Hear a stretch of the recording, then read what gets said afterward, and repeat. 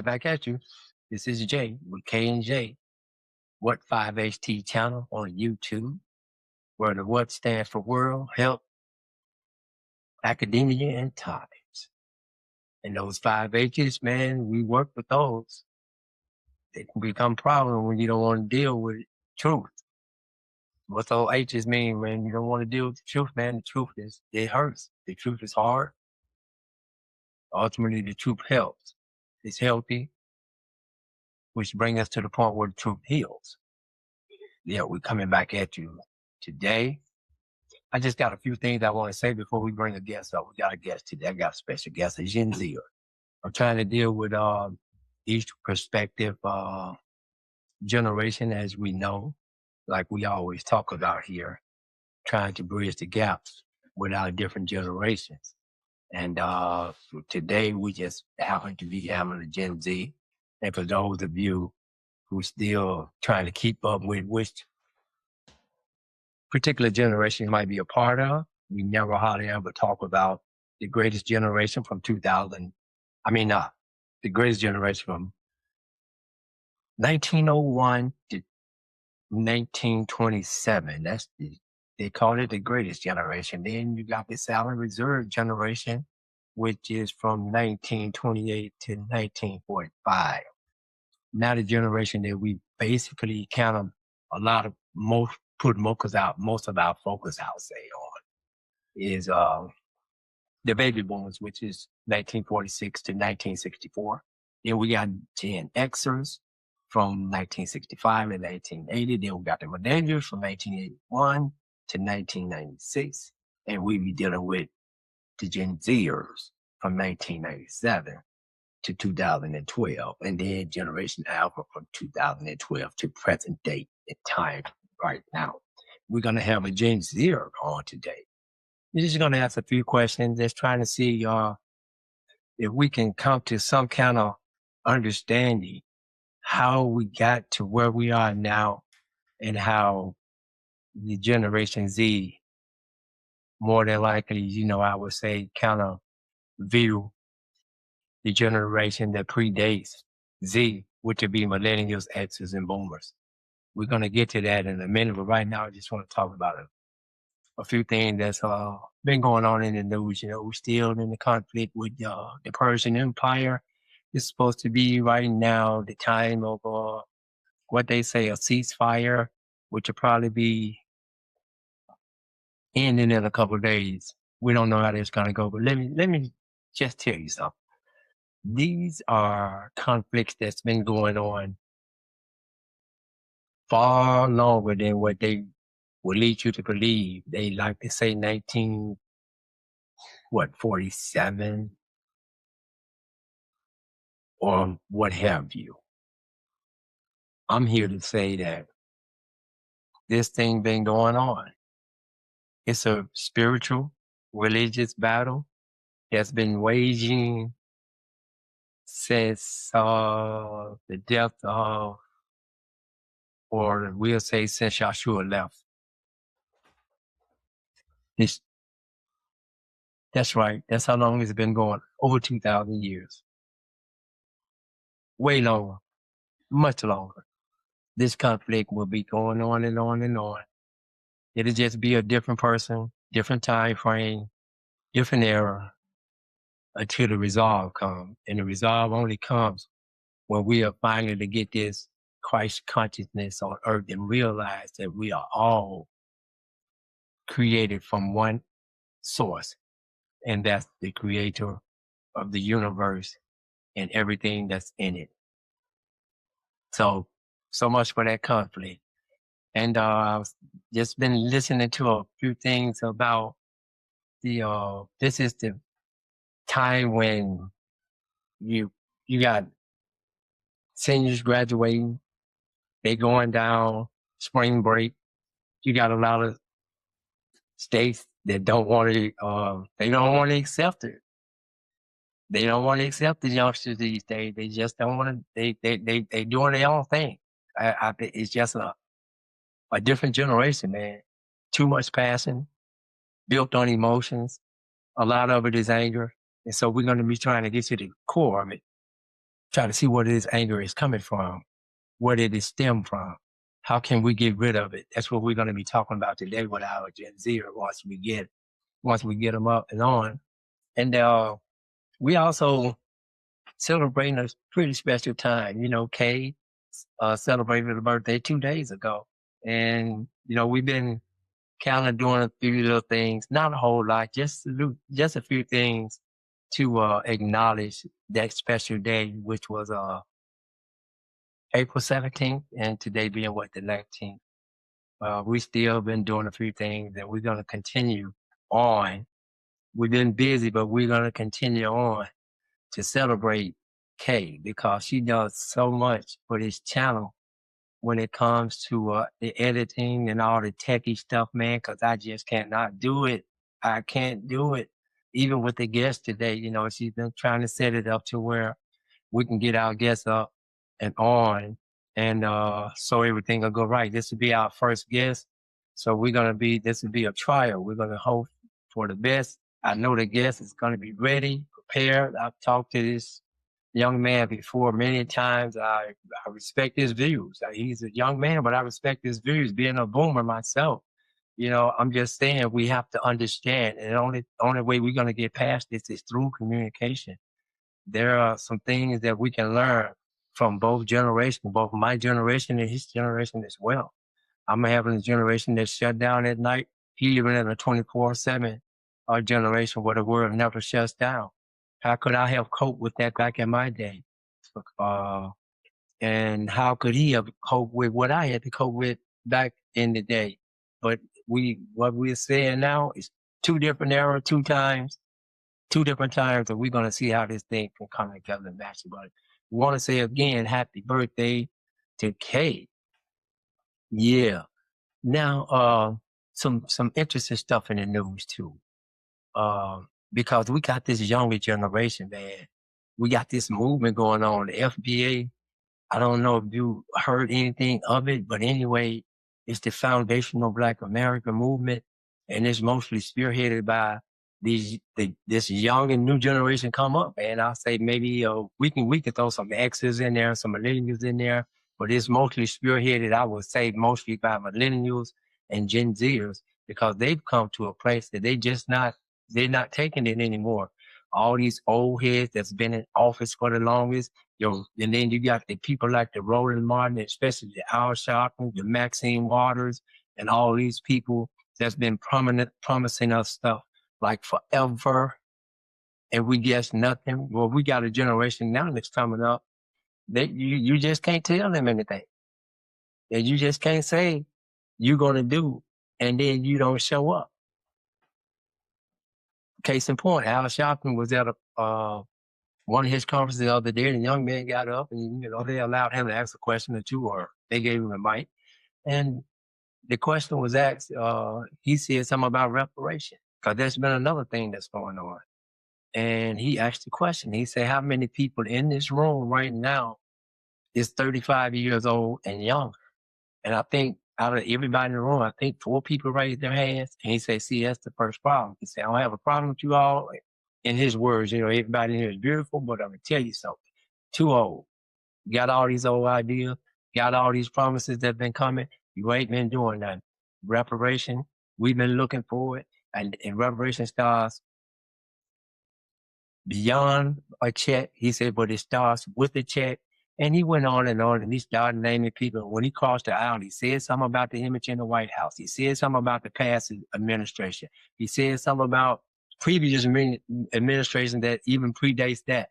And he crossed both the Democratic and the Republican Party, and he lumped them all in together. Because, they play this racist game. This person is racist. That person is racist. This person is racist. Look, I'm going to tell you something, man. Like I say, one coin, 2 sides. Same coin, same value. You're getting the same thing.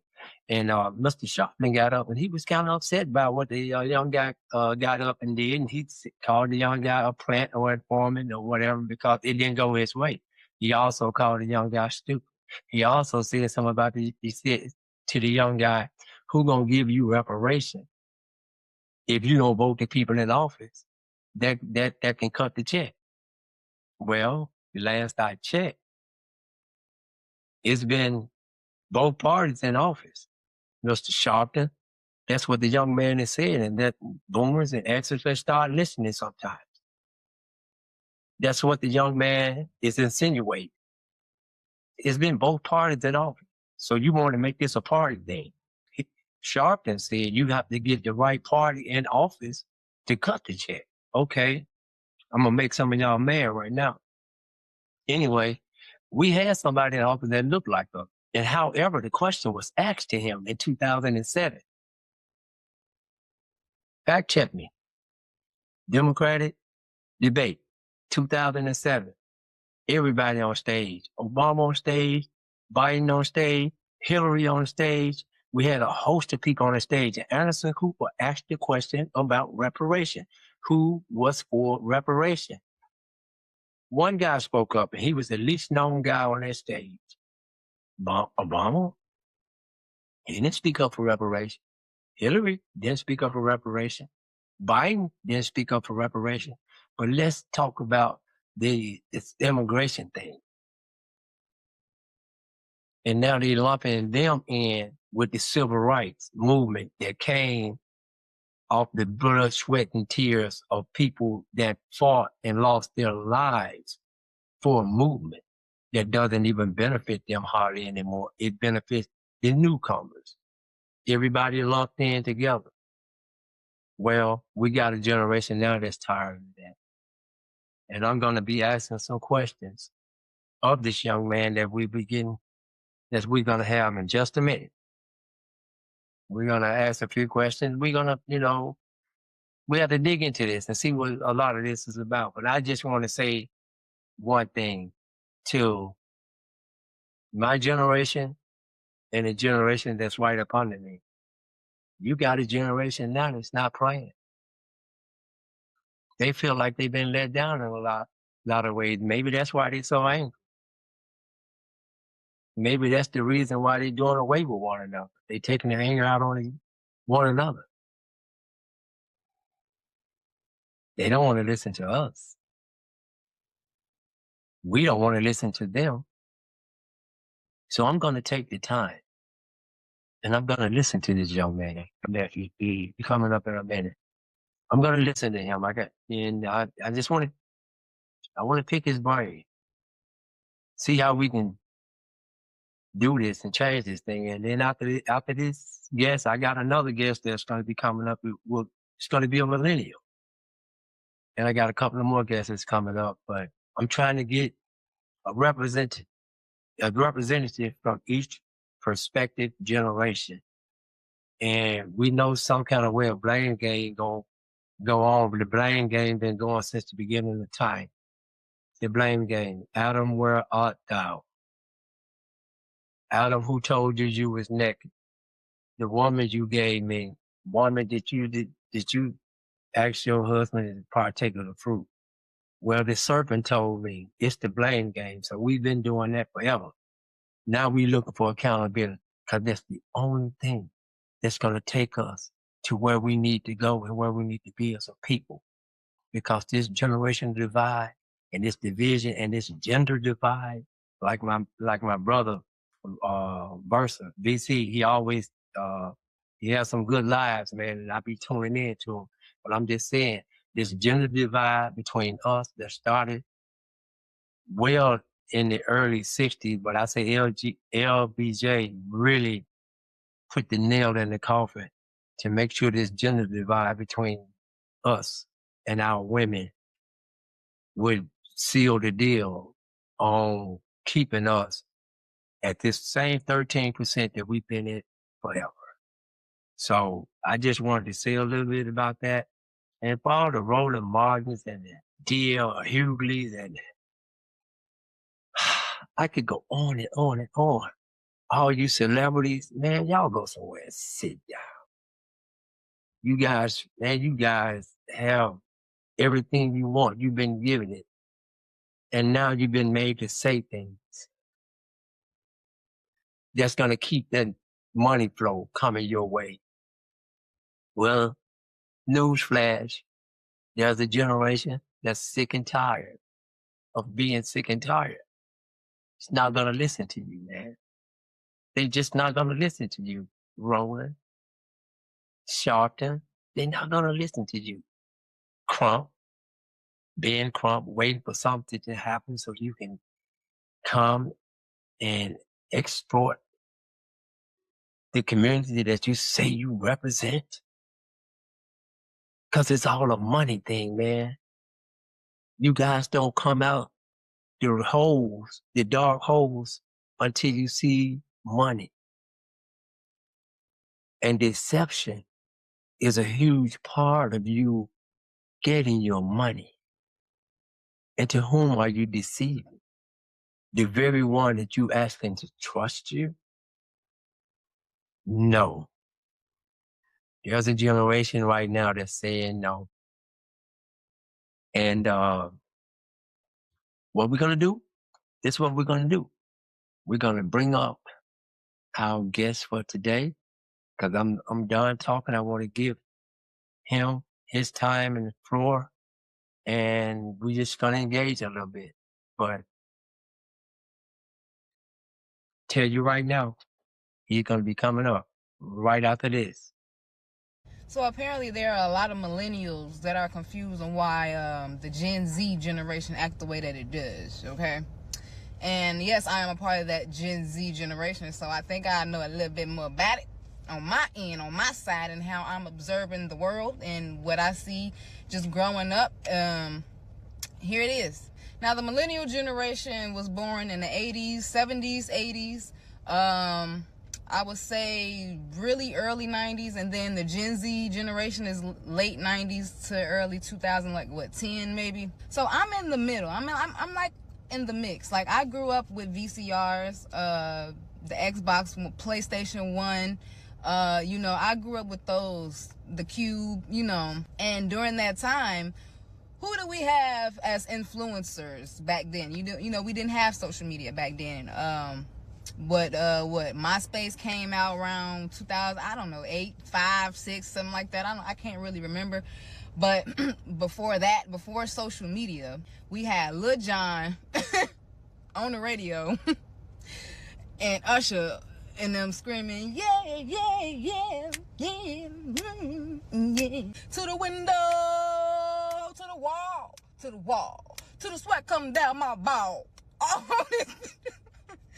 excuse. That was on the radio. Okay, so look, this is what I'm saying. The millennial generation had a very strict life growing up. So their motto, and I've heard this from a lot of millennials, their motto is, I'm not going to treat my child how we was treated growing up, which was the discipline aspect. So baby boomers disciplined the shit out of millennials, okay? They got butt whoopings left to right, okay? Not saying millennials did not discipline their children, but it wasn't to the extent of the baby boomer era, okay? Like, I remember going outside, going to get a whip off the tree. Like, there were a lot of things on TV, such as Maury, Jerry Springer, that was just open for everybody to watch. I don't think a lot of millennial parents shielded their children from that. The music was overly freaky. I mean, we had R. Kelly back in the day. All the songs were about making love, basically.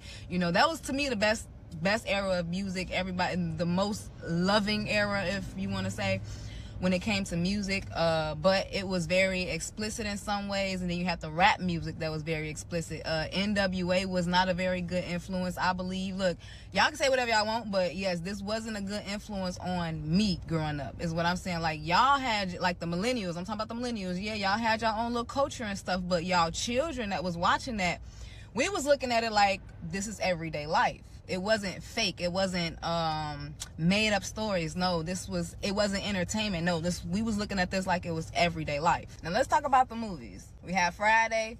Yeah, these are funny movies, but overall they were very bad for the health of the community, okay?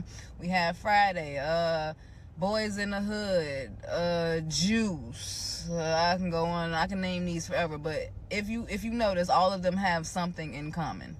Okay, I'm not gonna say it, I'm gonna just let y'all post it in the comments. See, the baby boomers had the best TV era because they had Family Matters, Sanford and Son, In Living Color. Yeah, so they had all the TV shows that had black families coming together, actually black families, okay? Black families coming together, having fun, joking around with each other, showing everyday life, you know? And then all of a sudden, it was like a decline. And now today everything is just not to mention the gang culture. This is when the gang era started to grow really, really big. Like I had a lot of family members that was associated and stuff like that, and I've seen a lot of stuff.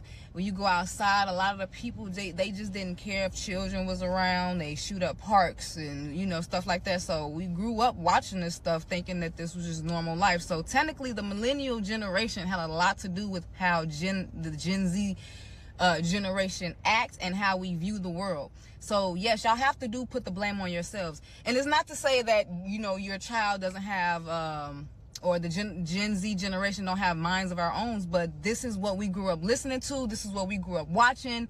So yeah, it's normal. And this is a part, and this should be a lesson learned for the millennial generation in particular, of not to expose your children to every little thing. Like, it is, come on, the black community, they don't care. There's children outside to this day singing Sexy Red songs in unison. Like, come on, like, we have to do better, and it's not gonna stop until education becomes the main source, the main focus of the community. Other than that, we just gonna have a bunch of Sexy Reds and Chief Keefs running around. So did I just put the blame on the millennial generation for how the Gen Z generation act? Yes, I did. And did I just blame the baby boomer generation for how the millennial generation acts? Yes, I did. That's kind of how it works. You know what I'm saying? A baby don't come into the world knowing everything. You have to teach it. And they learn through life experiences. I had friends that had children who was 2, 3, 4, 5 years old throwing up gang signs because they thought it was cute. And the mama said, "Ooh, look at him. Ooh, he's so cute. Ooh." Yeah, y'all kind of encouraged it. Y'all kind of encouraged it. And then y'all have the no snitching era. This all happened in millennial times, baby. 70s, 80s. Come on, this all happened between y'all, okay? So I'm talking about the culture, all right? Y'all gotta take fault for that. And now it's like everybody want to come back and try to reverse it. It's like now all the millennials screaming, "We don't know what to do. They're so entitled." What the fuck do you mean? We didn't ask to be born here. You owe me life, bitch. I owed me the house that we lived in. I didn't owe you that. You the one that had to provide that for me. Some things we are entitled to, okay? Some things your child is entitled to, like your love and your attention, which we as a Generation Z did not get that at all. Attention. Now, our Gen Z, with our children, they getting way less attention because we got these phones. So what y'all think the next generation gonna be? Huh? Oh, yeah, I'm already blaming us for the next generation. It's gonna be worse. It just amazes me because the same people that's complaining about the Gen Z generation being all crazy and out of control is the same people that wasn't taking care of their own goddamn kids. You thought since little JJ and little Ray Ray was going outside to go play for 4, 5, 6 hours that they wasn't out there robbing and stealing and gang banging on people. Hell, you probably ain't never even checked. Hell, you probably encouraged them to do the shit. We are living in a time now, and the millennial generation was this was at its peak, was when the negative stuff became the thing to be, and anything you did positive, you got shamed for it. So yeah, this one on y'all. Now everybody screaming where the parents at every time these kids go outside and fuck up traffic because they just want to be outside and cause chaos. Yeah, where was y'all at back in the goddamn 90s, early 2000s? Where was y'all at? Y'all was too busy being at Destiny Child concerts. Y'all was too busy out there selling burnt CDs. Y'all was too busy out there paging each other. Y'all was too busy out there doing whatever y'all was doing back then. Listening to B2K, doing it, putting rims on your Chevy Caprice bubble. Y'all wasn't focused on us. Where was y'all? All right, this is Jay coming right back at you, man. Like I said, he's gonna be dealing with a guest today. Got nephew on. I got nephew on here, and nephew, If I'm not mistaken, you're Gen Z, right? Yeah, yeah, Okay, yeah, Gen Z. Yeah, yeah. But for those that are still trying to figure out, Gen Z is from 1997 to 2012, so he fit within that particular generation, and that's one of the generations that we really see a lot of today in the media, and then some people see them in more so most negative ways. But I'm here to tell you that that's just not far. It's far fetched. I say you can't lump mm, everybody in one basket. So, and I'm pretty sure nephew will have something to say about that. But I was just thinking about something. I want to say something going into this, if you don't mind, nephew. I was thinking about the local Memphis area the other day. I know they had, I think they had what they call it senior skip day, because we used to do that back in the day yeah, too. You skip school, you go, you do all this stuff. People do stuff, yeah, and yeah. and a lot of times you're going to be doing things you don't supposed to do, but it is turned the tables now, man. It's like it's really extreme. If I'm not mistaken, I think they was out at Shelby Farm in the local Memphis area. They were Mm, doing some. I think they had water guns or something. It was like a water gun fight. However, yeah. someone ended up bringing something on the site that was supposed to be there, Oh, and a person was tragically taken away again, man. And it was about young.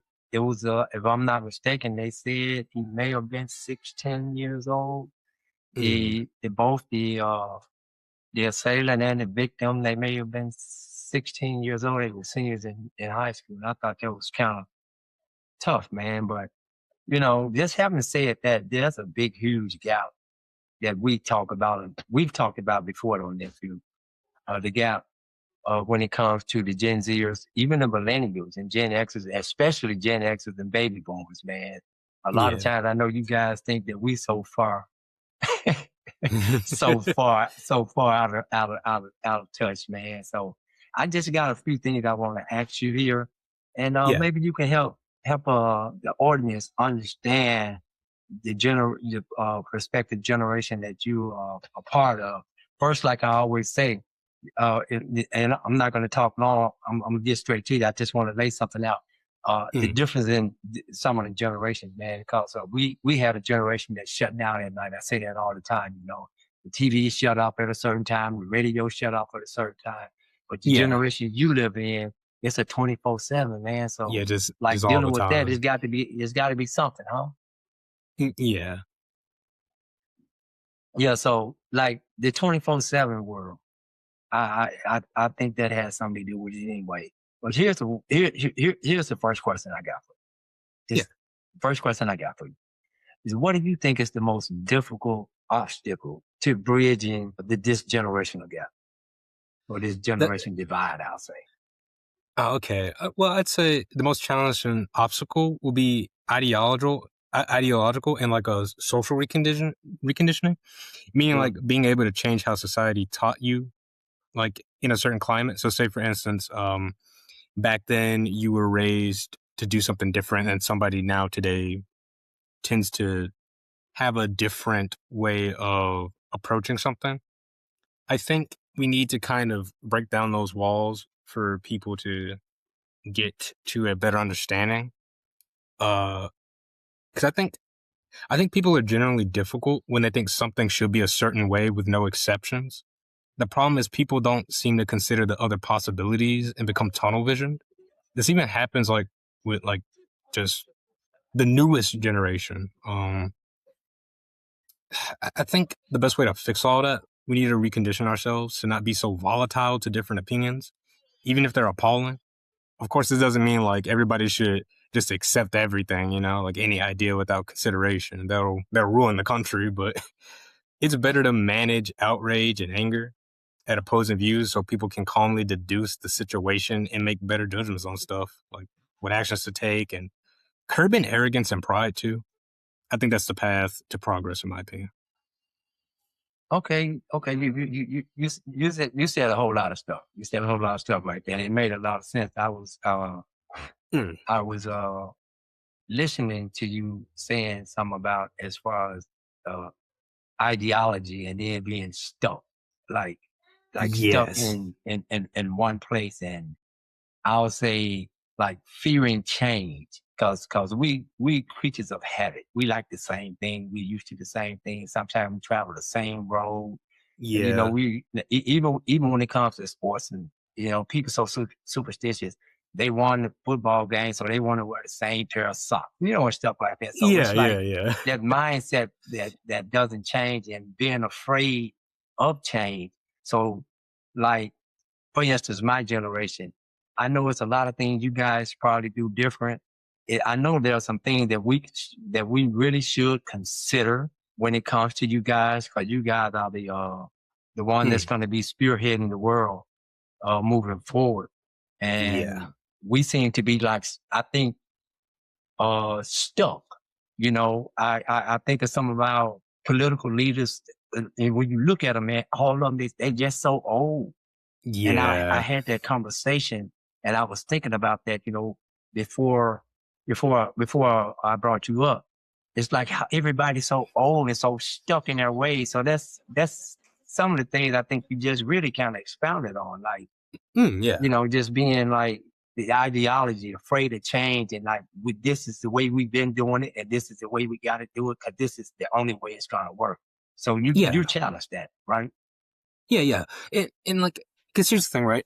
With older people and even younger people, that mentality is really common. Because I have a few friends that are just really adamant on their views, and they don't like much opposition. Because, like you said, we're creatures of habit. Yeah, people don't like a lot of pushback. And for older people, when you get old enough, you stop. Your mind kind of gets a little closed. It starts to close a bit more, and with that, it brings all this kind of like tribalism going on in the country, and like how we make decisions. If you think this way, you're bad. If you think that way, you're good. Like simple stuff like that. There's way more nuance to it. Way more nuance to it. Wow. Wow. When you said something that kind of made me kind of, take an assessment of myself, because I don't want to be, I don't want to be guilty of any of that, especially if it's causing us to constantly drift apart when it comes to these generations. And when I'm saying drifting apart, man, I mean this thing is real, Mm. because it means, like, either you drifting away from a parent or a grandparent or an uncle or auntie, or just anybody that's just not in your zone, your particular generation. We begin to drift apart. I don't know if that has anything to do. Is it because it is less dialogue, because we don't dialogue enough, or no one, like you say, is just really willing to listen and maybe try something different and experience change? Is it you think is that might be part of it? This is something I've been thinking about a lot lately, and it's hard for me to deduce because, especially like with the baby boomers, they're really hard to get through too. They're really hard to get through too. But I do think it is a bit of that, like them kind of just being mentally stuck, like you said, not actually listening and trying to come to a conclusion, because in their world, they had this simple bubble that was built around them growing up. They were told this how things work, and that's how it is. But younger generations like us, we tend to think more about things, but of course that's not always the case either. It's a really complicated thing. It's a really complicated thing. Okay, well, Cause being a baby boomer, hmm, yeah, being a baby boomer. yeah, I'm on the back end of a baby boomer, but I am a baby boomer. I can get attest to some of the things. Like and like you say, I think we may be guilty of what you just said. The generation that's really kind of hard to kind of get to and breathe into, because hmm, I think it maybe because of some of the things that was suffered in the days of the baby boomers, and some of the things that they went through, lived through, and experienced, and it put a certain mindset. I'll say a certain mindset came with that. Yeah. And we might be stuck right there. I agree with you 100%. We might be stuck there. Like, for instance, I'm just going to use this one example, like the civil rights movement. I know you're going to hear that all the time from a baby boom. You're going to always hear it Yeah. because that's the one thing that baby boomers can hang their hat on. But see, you got something different that you can even say about that. See, they'll hang their hat on. If it wasn't for us, it wouldn't be no civil rights.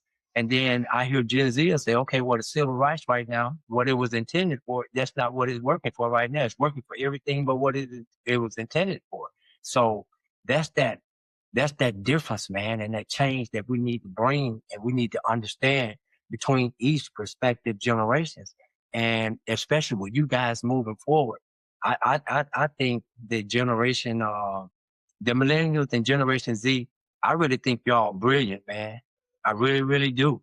Uh, but you know, there's a certain thing that comes with it, and I think it's because of what was done back in the day when it comes to the offering of all the political leaders that the boomers were following and trusted.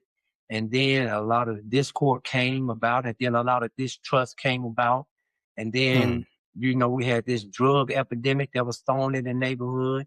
And man, I can go on. And then it's just been so much against, and the fight was so tough to where I think everyone just kind of just got tired and just rested right in that spot. So I'm feeling you. I Mm. mean, they got tired and they rest right in that spot. And I don't think that was a good thing for the millennials and the Gen Zers. And that might be one of the main reasons we kind of not coming to this place where we need to be. This divide is so strong. Yeah. And I Yes. think with the you mentioning about the baby boomers, I definitely do think that yeah, how they were brought up definitely like affects their worldview. Like, cause yeah, things were a bit worse back then. So I can at least come to an understanding. I get why they're like that, but I do think that is a certain time where change should happen. And of course, our generation is not infallible either. We have lots of problems ourselves that we're trying to figure out. Because like social media is a big issue. We get locked into that way too much. It's ruining our minds. It's just constant stimulus, like just every day, all day, no break for the mind. It's chaotic. It's yeah. Wow. Wow. I mean, see, and then just this dialogue alone, it kind of helped open even me and my thinking. And cause some things we can probably look at it and take it lightly. And this thing could be really strenuous on your particular generation. Because I was thinking about what you just said, like this 24/7 world you guys live in, like I mentioned, and you got this social media and you've been bombarded with all kind of information, and you're trying to Mm-hmm. decipher between the information, trying to see what's good and what's not good and what's true and what's not true. And this thing can become pretty taxing on the brain. And I get that part.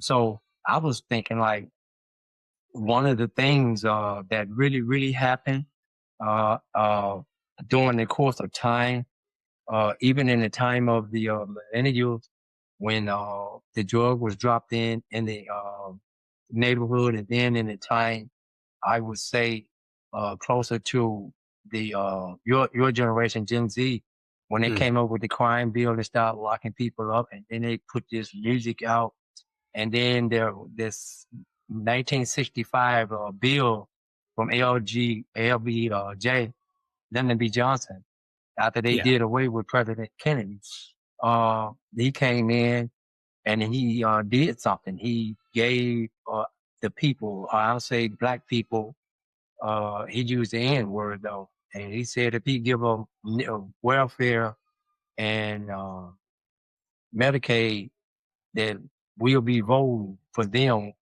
being Democrats for the next 200 or 300 years. And one of the things that he mandated from the woman was prior to that, the black family was a well knit family. We were together. We lived in the same household. But for the woman to get that assistance or get those benefits for that money, the man had to leave the house. The man couldn't be in the house. And if they were married, then they couldn't get it. So therefore, it was going to lead to not only separation of fathers from their kids, but even in husband and wives, even if they had to make a big sacrifice and figured that that was the only way they were going to make it, then it broke up marriages, man. It broke up family and it broke up marriages. And here we are Hmm. today. So my next question to you then, having said that, is do you think the absence of father in the home plays a role into how and where we are right now today? Okay, so about that, from what I researched, like absent fathers usually, but not always, can affect a child's development, like behavior, academics, and depression for something. Uh, but I think even with a father that's present, it wouldn't end the like those same causes. Like you have like differing perspectives from people, and people can't reason and come to common ground even upon disagreement with a good father. So it's not the fault of the father for that, but I do think a present father is best to have than not. Okay, yeah. Well, um, I probably can I probably can relate to that a little bit myself because, you know, my mom was mostly a single mom, and I know Hmm. she did well. I'll say that for sure. And I agree with you that it's not that it's an impossible thing, but the a lot of people feel that the absence of the father has a lot to do with where we are today. And I've heard people say, well, they've known fathers to be present, but yet still absent. If you know what I Yeah, mean by yeah, that. yeah, I mean, like I exactly. had my mom and my dad in the house, and it still didn't seem like I had a dad. So, man, this thing is it's really something else. It's something else. So, as far as I say, it's a hit and miss. I agree with you on that, but I would Hmm. lean more I would want to lean more toward that active father that's in the house, especially if he's active, that we probably will get better results because prior to the home being broken up, uh Yeah, we our people were mostly together and we leaned on one another and the father had more respect than what a father has today. A father really doesn't have a lot of respect. It has a lot to do with this system, and it also has a lot to do with the fathers themselves. So that was yeah, just a question I just had for you. Um, and I pretty much agree with what you said on that. yeah. Do you have anything else you want to say on that? If not, we're gonna roll to the next. Hmm. Let me see. Uh no, no, not really, not really. No. Okay, well, this gonna bring us to almost a. It's gonna bring us to almost a question that's gonna tie in with absent father in the house. Now, this is something that I just I don't know. But this should be interesting. I'm gonna ask you this question. Do you think the government is the single parent's best friend? Now, it depends on what that means specifically. The government for me is untrustworthy, even when it comes to others. Like, it'll try to appease people with certain policies and laws to an extent, but when it comes down to money, they'll more than likely find some form of workaround so they don't lose out financially. It's just a modern American display of survival of the fittest, if you get me.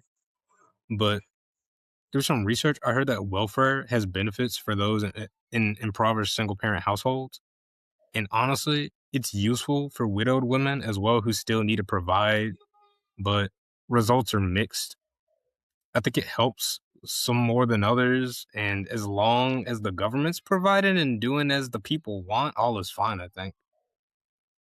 But in Okay. short, there's too much mismanagement and corruption for me to state it flat out, but it doesn't look like it's friends with anybody, if you get me. Yeah, this is kind of, yeah. Wow, that's something right there. Yeah, and then okay. Okay, because I'm thinking like, I know when government gets in your business, government want all of your business. And it just Yeah. tells you what you can and what you can't do. So that's kind of like something what you just kind of said almost in a nutshell. But uh yeah, I think when you're being led by a system or people or ideology that doesn't sit well with you and you moving forward and your advancement and keeping you stalemated in a place, then it can become very detrimental. So when it comes to Yeah. government, I throw my hands in the air with government, man, and it doesn't matter which party because I don't play that game. That's a game, so I don't Yeah. play it. But I'm gonna throw this in for free because we're not gonna talk about it. I just want to mention it because Yeah. I heard you speak on widows, and I'm thinking about what the scripture says about the uh the quote unquote church or the building that be bringing all this money and these funds in. They supposed to be taking care of widows and the fathers and the orphans, right? Yeah. And I figured if they really lived up to what they were supposed to do out of the billions and billions of dollars that all these buildings bring in, being today, Sunday was one of the days, all this money they bring in, and if they did the thing that they was mandated to do, and if they declare that they actually does, uh, then we probably wouldn't have to lean on government as hard as most single parents do lean on government.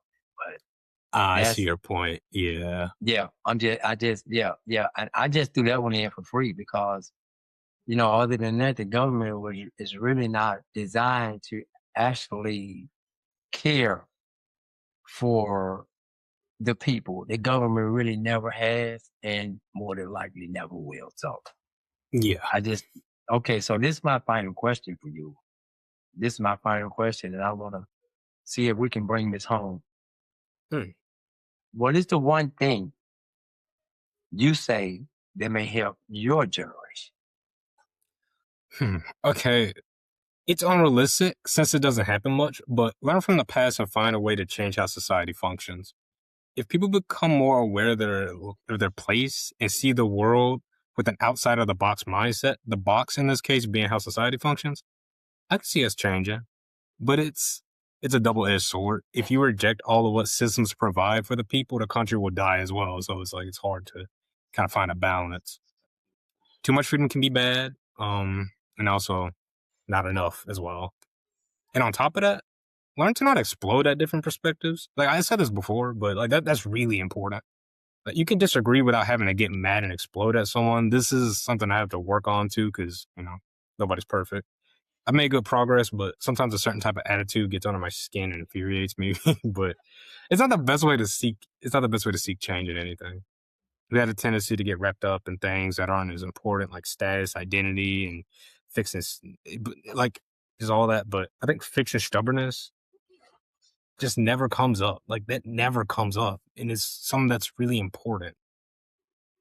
Like to help us, we need to practice self betterment. Like everybody. That's how I think we can save what's left of this country. We just need to change. We all need to change to some greater degree. Can't Okay, change the nation if you okay. can't change the people. That's how I feel. Wow. Can't change the nation if you can't change the people. That's pretty good right there. That's pretty good. I just wish that we can do more of this because there is actually a divide here, and we can't get past it if we don't dialogue. If we don't understand how each one feel, and not always running off emotions all the time. Mm. And opinions. Opinion matters. Everyone have one, right? Yeah. And it matters. But the problem is an opinion disguised as a fact is an invitation for an argument. I'm gonna Yes, say that exactly. again. Exactly. I'm gonna say that Exactly. again. An opinion disguised as a fact is an invitation for an argument. So that's some of the things that I kind of got out of what you were saying and I heard. Mhm. But we got to be willing to dialogue, nephew. We got to be willing to dialogue because if we don't, we cannot get past this. And we can't always live off the emotional part of it either, because life Yeah. itself, man, we can't base our decision off emotions. Sometimes we have to sit and we have to really think about Yeah. We got to steel ourselves and like try to find the best solution to fix the problem. Because just arguing is not going to help all the time. But it does need to be talked about, like you said. Man, I agree. And I really thank you too for coming up with me. Um we're gonna uh we're gonna do this again. I just wanted to kind of hear the opinion of an actual Gen Zer, someone that's experienced in a time that I'm living in right now, but I don't feel the full force, I'll say, of what Yeah. this of, of what this particular generation is experiencing, because I'm looking at it out of the eyes of a baby boomer. You get what Yeah. I'm saying? Yeah. Yeah. And if I could begin to try to look at it out of the eyes of a Gen Zer, then maybe I can understand you better. And in turn, the baby boomers, that's one that's most difficult, like you say, really kind of to come to this agreement with, because we seem to be stuck in this place. And I fully agree with you, man, because I'm looking at all these older leaders, and I feel like they're stuck, and I don't feel like they communicating to a new generation of people. I think they just stuck. They stuck on what worked for them. They figure it'll work right now, but it's not working. Oh, yeah. Yep. And then, and being in the generation that you are, it's like when you're aware of who you are. You know what I'm saying? It's like, how can you hate your reflection when you're aware of who you are? When you Yeah. look in the mirror and you see you and you're aware of who you are, how can you hate your reflection? Because if you hate your reflection, then that tells you you hating yourself. But if you're hating yourself, then it's impossible for you to even show love for someone else, Yeah. right? Yeah. Yeah, man. So if there's any closing words from you, anything you want to say before we chime out, because I really enjoyed the dialogue with you, man. I really, really, really, I always do. Sometimes I know we go a lot deeper, but we'll Yeah. say that for, yeah, we do. Yeah, we do. Yeah. Yeah. But we'll say that for another day. Right now, I just wanted, hopefully some Gen Zers or even some millennials are hear the way you feel or your opinion on some of the questions that was asked, and they might be able to relate, man. And all I can say is I just want this thing to come together, and I need it to be expedient so I can see it. Yeah. So, you have any closing words for you, nephew? A few. I just hope that we can find that path forward for all of us and just lead the country to a better direction, because there has to be another way to make things a little bit better. But that's all. That's all, really. That's all I got. It has to be another way, because the old way has just not been working, and that's where we're gonna leave it right there, bro. I appreciate you for coming on with me, nephew. You my first guest, and Oh, really? I appreciate it. Yeah, you was my first guest, man, and I'm gonna keep doing this, and I want to bring in different people and different opinions, different outlooks from each perspective generation, because we all had our own experiences, and then the only way we'll get a chance to really understand it is to listen to one another.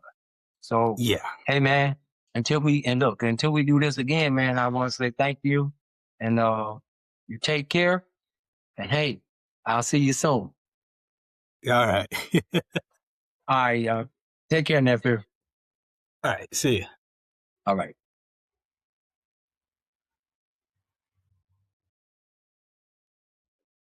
Yeah. Well, you got a chance to hear from a Gen Zer. You know, like I say, a lot of times when we dialogue, we go a lot deeper, man. We talk about things. Some of the things that I chose not to bring up on this channel right here. But at the end of the day, we will find our way. So I got another guest that's going to be coming up. Hopefully I'll be getting him soon. Millennial. Yeah.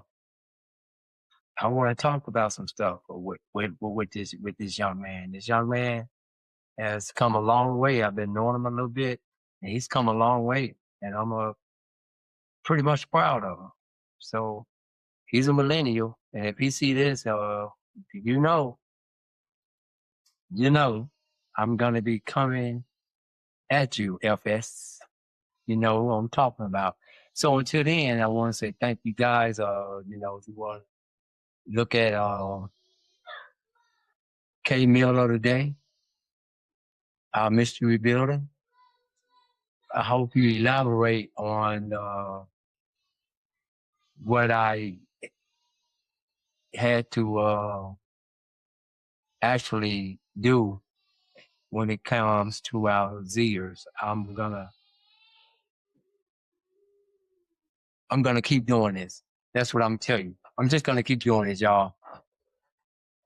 And thank you guys for tuning in. Thank you for your support. I'd like for you to like, subscribe, hit the notification button, comment if you like, share, and let's keep it moving. And like I said, one more time before I tune out, I'm gonna say happy birthday to Kay, and that she really, really finished enjoying her special time. And until you guys see me again, as I always say, what the flux? I'm out of here.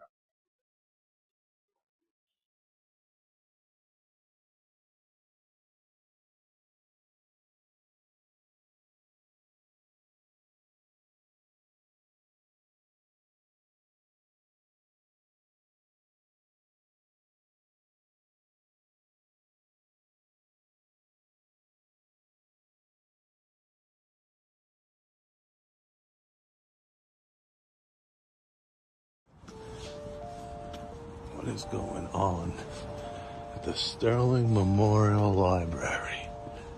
Huh? Oh, yeah? What is going on here? What does this have to do with Sterling Memorial Library? Sound off. What is this about, Yale? What is this about Yale? Come on. Sound off. Another 1931 special? Another 1931 special? That makes sense? Who are these people? Sound off. Like I'm a buffoon from Brooklyn that drove here for the pizza, which I'm gonna be reviewing later. I mean, a pizza. But come on, sound off. Who are these people? Come on, man. For a library? Why is it in Hebrew? Come on. This is telling a story. Let me know what you think. This is pretty wild. Make it make sense. So much going on already. Come on, man. Sound off. Who are these people? Who are these people? Come on, yeah. Come on, yeah. That's me. Before I come out to make it make sense. Ripping it in the morning with the coffee. Cough, cough, you know what I'm saying. Grandpa Bill, when he goes to the Jersey Shore and swimming it up.